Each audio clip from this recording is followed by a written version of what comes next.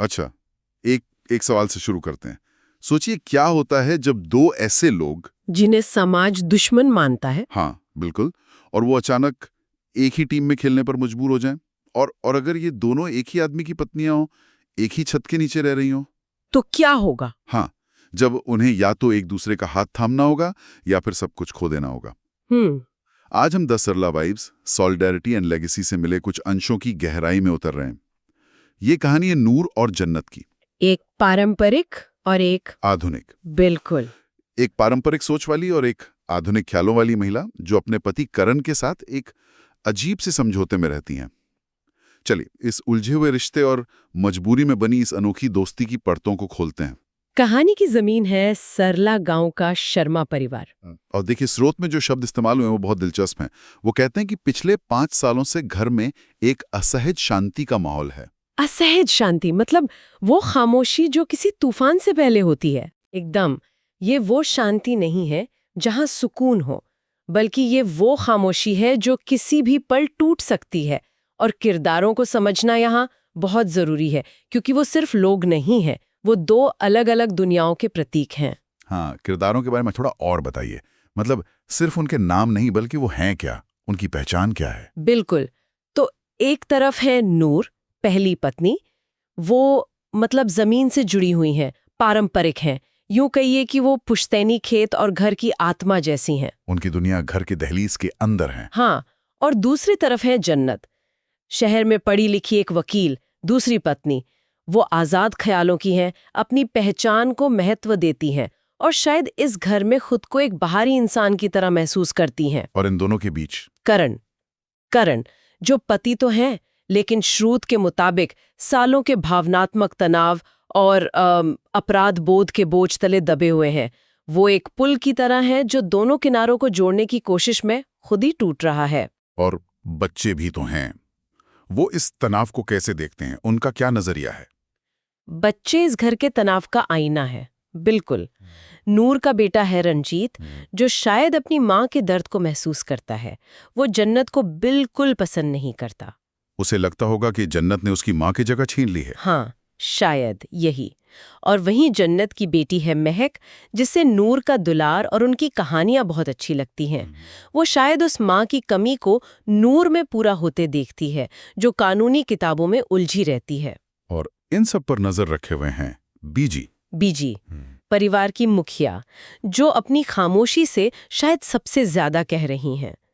तो आप समझ सकते हैं कि ये संतुलन कांच की तरह नाजुक था। बस एक पत्थर लगने की देर थी। बिल्कुल। और वो पत्थर आके लग ही गया। यहीं से कहानी असल में रफ्तार पकड़ती है ना। एक बड़ा रियल एस्टेट डेवलपर गांव में आता है और उसकी नजर शर्मा परिवार के खेत पर पड़ती है। वो किसी पुरानी कानूनी खामी का फायदा उठाकर जमीन पर कब्जा करने की कोशिश करता है। स्रोत में इस कानूनी खामी के बारे में ज्यादा नहीं बताया गया है, लेकिन ये थी क्या इसका कोई अंदाजा है? ये जानना जरूरी है, क्योंकि यही वो बाहरी खतरा है जो सब कुछ बदल देता है। ये एक बहुत अच्छा सवाल है। देखिए, स्रोत में सीधे तौर पर तो नहीं बताया गया, लेकिन जो संकेत मिलते हैं उनसे लगता है कि ये मामला पुराने जमीनी रिकॉर्ड्स और नए डिजिटल सर्वे के बीच के अंतर का था। अच्छा। हाँ, अक्सर पुश्तैनी जमीनों के कागजात हाथ से बने होते हैं, जिनमें सीमाएं पेड़ों या कुओं से नापी जाती थीं। डेवलपर ने शायद नए सैटेलाइट सर्वे का इस्तेमाल करके ये दिखाया होगा कि कागजों में जमीन का एक हिस्सा सरकारी है या उसका मालिकाना हक स्पष्ट नहीं है। ये तो एक क्लासिक तरीका है छोटे किसानों को फंसाने का। बिल्कुल। और ये सिर्फ जमीन का टुकड़ा नहीं था, ये उस परिवार की पहचान थी, उनकी उनकी विरासत थी। और ऐसे मुश्किल समय में परिवार का मुखिया करण क्या करता है? आमतौर पर तो उसे ही आगे आना चाहिए था। करण, जिसे परिवार का रक्षक होना चाहिए था, वो बिखर जाता है। स्रोत में एक बहुत कठोर शब्द इस्तेमाल किया गया है, बेकार। बेकार। हाँ, वो भावनात्मक रूप से इतना टूट चुका था कि न तो गांव वालों के गुस्से का सामना कर सका, न ही डेवलपर के भेजे कानूनी नोटिस को समझ सका। वो एक तरह से मैदान छोड़कर भाग गया। और उसके पीछे हटने से परिवार में एक शून्य पैदा हो गया, एक लीडरशिप का वैक्यूम। और जैसा कि कहते हैं, प्रकृति को खालीपन पसंद नहीं है। उस खालीपन को भरने के लिए वो दो लोग आगे आए जिनसे किसी को उम्मीद नहीं थी। बिल्कुल। यहाँ मनोविज्ञान का कॉमन एनिमी इफेक्ट यानी साझा दुश्मन का सिद्धांत काम करता दिखता है। जब एक बाहरी दुश्मन होता है तो अंदरूनी दुश्मन भी दोस्त बन जाते हैं। पर यहाँ इतना सीधा नहीं था मामला। नहीं, दिलचस्प बात यह है कि ये एक पितृसत्तात्मक परिवार के अंदर हो रहा है। दुश्मन बाहर से आया है, पर असली लड़ाई तो घर के अंदर की व्यवस्था से थी। नूर और जन्नत, जो अब तक एक दूसरे को अपनी जिंदगी की मुश्किल का कारण मानती थीं, उन्हें पहली बार एहसास हुआ कि उनकी नाव एक ही है और उसमें छेद हो चुका है। या तो मिलके चलाओ या साथ में डूबो। एकदम। लेकिन रुकिए, ये दो औरतें जो सालों से एक दूसरे के प्रतिद्वंद्वी रही हैं, क्या उनके लिए साथ काम करना इतना आसान था? मुझे यकीन नहीं होता कि उन्होंने बस हाथ मिलाया और कहा चलो अब हम एक टीम हैं। नहीं। स्रोत में उनकी शुरुआती बातचीत के तनाव का कोई जिक्र है? आपने बिल्कुल सही नस पकड़ी है। ये कोई फिल्मी सीन नहीं था। स्रोत इशारा करता है कि शुरुआती दौर बेहद मुश्किल था। उनकी पहली कुछ बैठकें तूफानी रही होंगी। मैं कल्पना कर सकता हूँ। हाँ।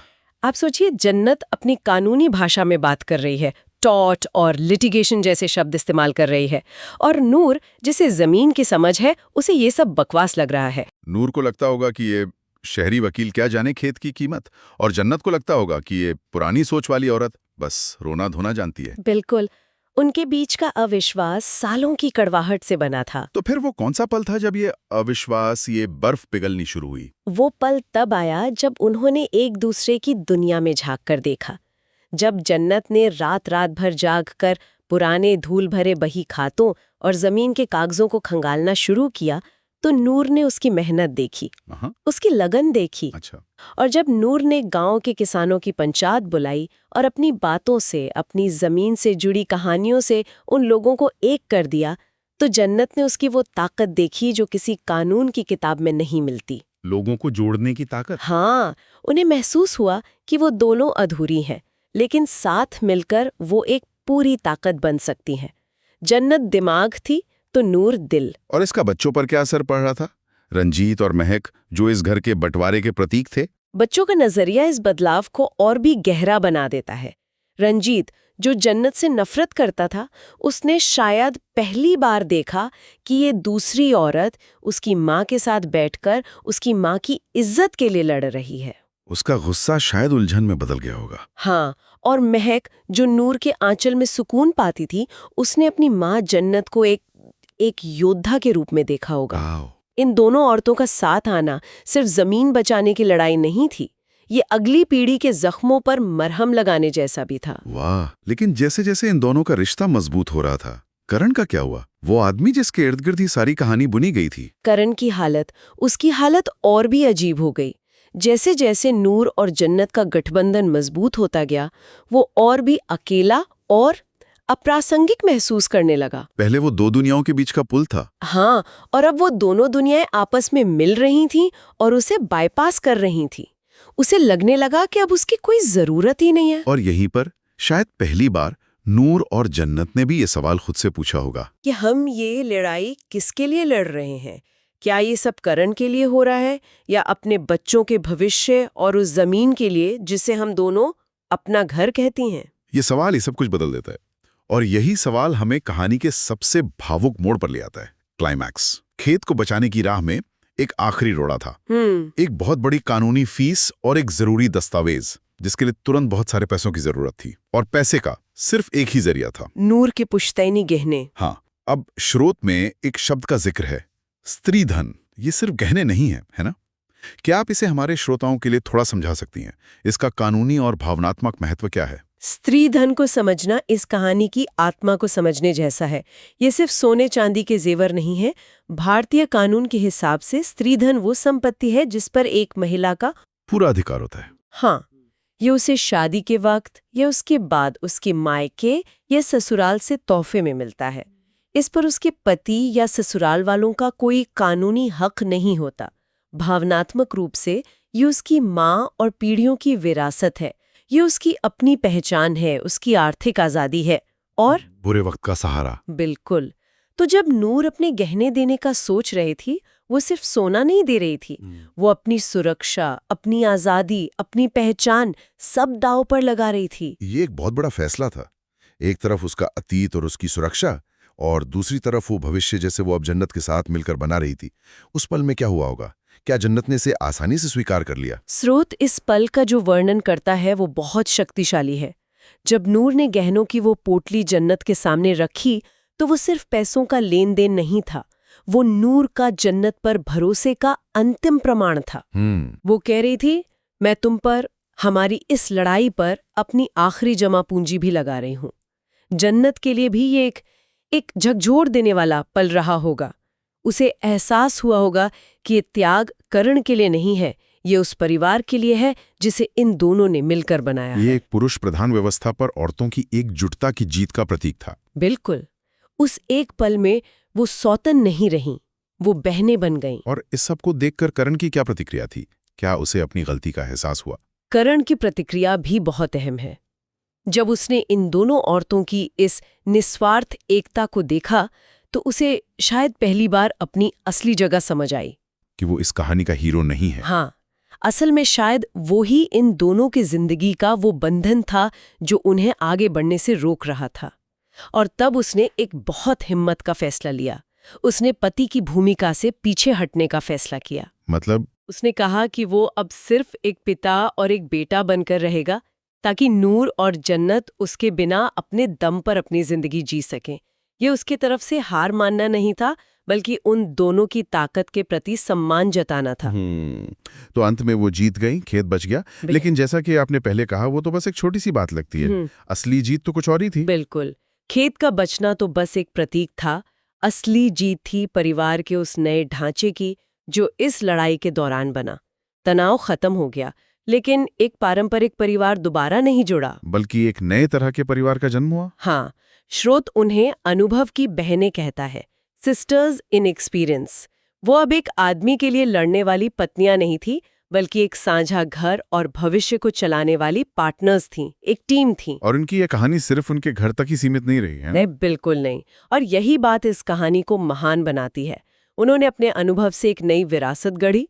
उन्होंने मिलकर सरला फाउंडेशन की स्थापना की। अच्छा। जिसका मकसद गांव के उन दूसरी औरतों की मदद करना था जो कानूनी या सामाजिक मुश्किलों में फंसी थीं। वो उन्हें कानूनी सलाह, बिजनेस शुरू करने के लिए ट्रेनिंग और सबसे बढ़कर हिम्मत देती थी। तो उनकी अपनी निजी लड़ाई एक बड़े सामाजिक मिशन में बदल गई। हाँ, उनका जो बंधन घर की चारदीवारी में बना था, वो अब पूरे समुदाय के लिए उम्मीद की एक किरण बन गया। ये वाकई एक असाधारण सफर है, दो प्रतिद्वंदियों से शुरू होकर भागीदार बनने तक।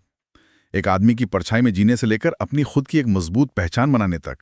यह दिखाता है कि एकजुटता में कितनी ताकत होती है। सही कहा। इस कहानी का केंद्रीय विषय ही यही है कि कैसे सबसे बड़ी मुश्किलें ही सबसे मजबूत रिश्ते बनाती हैं। जिस रिश्ते की नींव दर्द, ईर्ष्या और प्रतिस्पर्धा पर रखी गई थी, वो साझा संघर्ष की आग में तपकर एक ऐसे अटूट बंधन में बदल गया जिसकी किसी ने कल्पना भी नहीं की थी। और ये कहानी हम सब के लिए एक बहुत गहरा सवाल छोड़कर जाती है। कहानी का अंत इन महिलाओं को पारंपरिक विवाह के ढांचे के बाहर जाकर शांति और मकसद मिलने से होता है। यह हमें सोचने पर मजबूर करता है कि जब हम किसी मुश्किल हालात में फंसे होते हैं तो असली समाधान उस पुरानी टूटी हुई व्यवस्था को जोड़ने की कोशिश में है या फिर हिम्मत जुटाकर एक बिल्कुल नई व्यवस्था बनाने में है।